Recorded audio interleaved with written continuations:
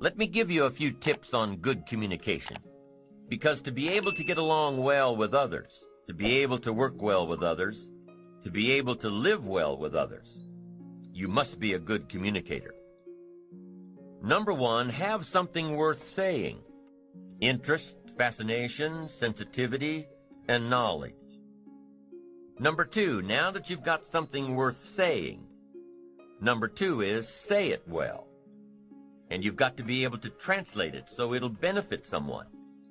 You must have a good delivery system for your substance and knowledge and awareness and understanding and experience. Learn to say it well. And here are some clues on saying it well. Number one, sincerity. The best communication occurs when both people are sincere, one sincerely wishing to learn or listen, and the other sincerely wishing to share. Number two in saying it well is repetition.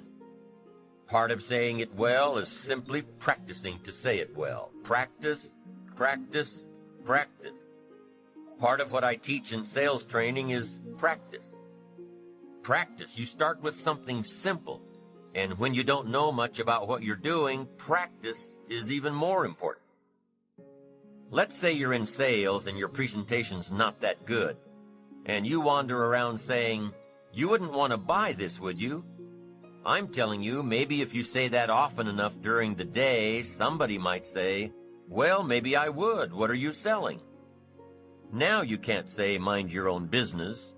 No, once you've opened the door, you've got to go through it. Here's what happens if you practice in sales. You're bound to make sales.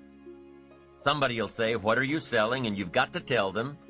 Maybe they'll want it. You're bound to get better. If you practice, you'll get better. You'll get better at your sales presentation. You'll get better at listening to your prospect. You'll get better at closing the sale. You'll get better at earning a living. Practice is just as valuable as a sale. Because here's what's valuable in sales: the skills. The sale will make you a living. The skills will make you a fortune. So, practice your presentation and your ability to communicate what you know. The people out there who say, "No, I wouldn't care for any," are just as valuable. Why? Because they took the time to let you practice your presentation. And especially when you're just getting started, you might want to pay them to listen to you practice while you stumble around. So, be thankful for the no's.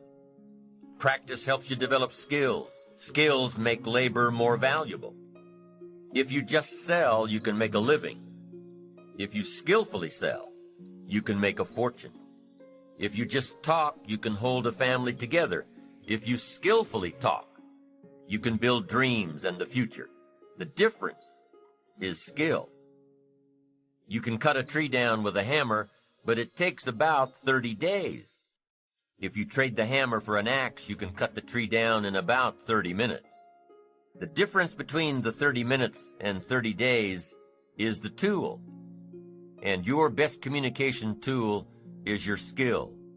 So practice to get the skill of saying it well.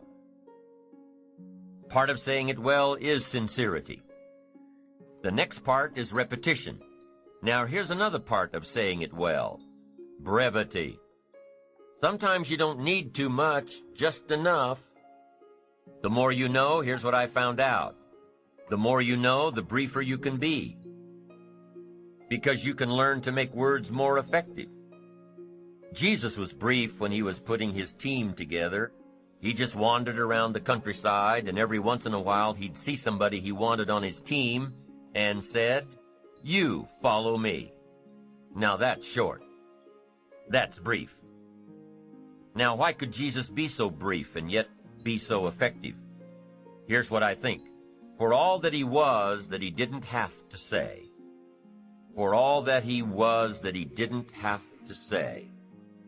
When you become bigger, when you become wiser, when you become stronger, you become a person of better reputation, so that when you arrive, maybe your reputation has preceded you. And when you get there, You don't have to say much. You don't have to launch into a 2-hour harangue if your reputation has preceded you. Your reputation will get a lot of the job done for you before you ever arrive. Next is style. Part of saying it well is style. Be a student of style, a variety of styles. Then make sure you develop your own. Be a student, but develop your own. Don't be someone else. Let someone else influence you, but don't become them. Develop your own style. Here's another tip on saying it well: vocabulary.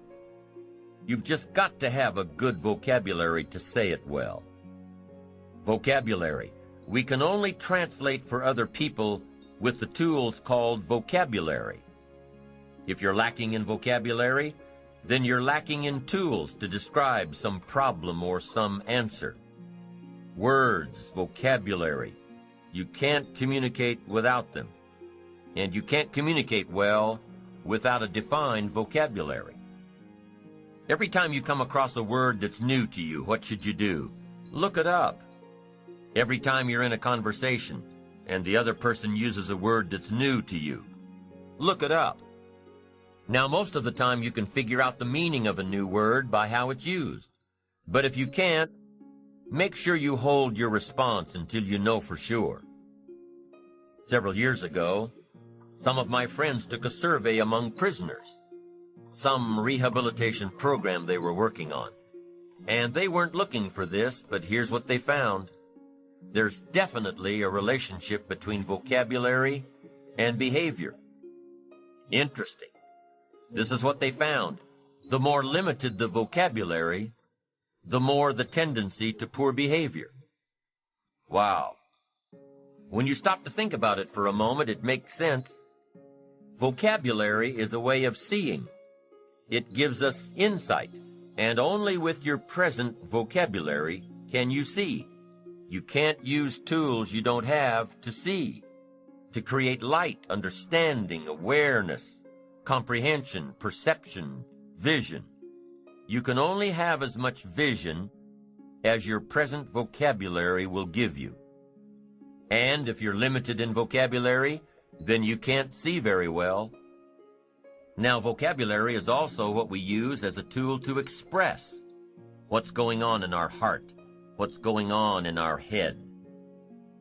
Translate our questions, translate our answers, our perceptions, what we see, to be able to say it. And I'm telling you, if you have a limited way of translating and expressing what's going on in your heart and what's going on in your head, you'll fall way behind. So you'd have twin problems without a good vocabulary. Number one, you wouldn't be able to see. Number two, you wouldn't be able to express. And your world would keep getting smaller and smaller and smaller, not having the vision, not having the tools. Finally, you wouldn't need a place much bigger than 10 by 12 to live. Why? That's about as big as some people's world is. That's all they've got, this little narrow world, making mistakes every day. Why? They can't see. Getting it wrong every day. They can't comprehend. They can't understand. No tools with which to translate. For good communication, number one is having something good to say. Number two is saying it well. And number three is reading your audience. You've got to read what's going on between you and the people you're talking to. Should you say what you're saying a little softer? Should you say it a little stronger? Should you explain it more? Should you be more clear and concise? Should you quit? A lot of the decision-making that's going on during a conversation with someone depends on how well you can read, how well you can tell what's going on in the minds of those you're trying to reach. Doesn't matter if you're looking into the face of a child or the face of a colleague or 1,000 faces in an audience. You've got to read what's going on. You've got to pay attention. So let me give you some ways to read. The first one is you've got to read what you see. You've got to read what you see. Search the face of a child and see if you're coming across. See if they look perplexed. See if they're getting it. See if they can't get it. Body language tells us a lot. Look at how the people you're talking to are sitting, what they are doing with their hands, their eyes. A guy's got his arms crossed, legs crossed, chin tucked down and frowning. You've got your work cut out for you. This guy's not going to be easy to reach. The lady's standing up from behind her desk. You've got to hurry. She's not going to listen to much more. You've probably got to pick up the pace and get down to it. So the first one is read what you see. Here's the second one. Read what you hear. You've got to be a good listener to be a good communicator. Get some feedback. Listen. To be a good parent, you've got to be a good listener. To talk well, you've got to listen well. That's so valuable. Get the feedback. Now what you hear may help you change gears. Be a little stronger. Be a little softer. Find a different illustration. This one isn't working. Search for another way to say it. Become sensitive to someone else's words. Not just by preparing to talk when the other person's through. Listen. Pick up those signals that the feedback of words gives us. Now, here's the third way to read your audience, and that is to read how you feel. Emotional signals. You've got to learn to pick those up. Pick up those feelings. Women just seem to have this part built in. Men can learn it, but women haven't. Woman says it doesn't feel right. Just doesn't feel right. Man says, what does that mean? It doesn't feel right. She says it's something. He says something, something. What is this something? She says, I'm telling you, something doesn't feel right. Now, men can learn it, but women haven't. Learn to read your emotion. Learn to read what others are feeling so you can adjust your communication, so you can adjust your approach, so you can get your message across, so you can communicate well.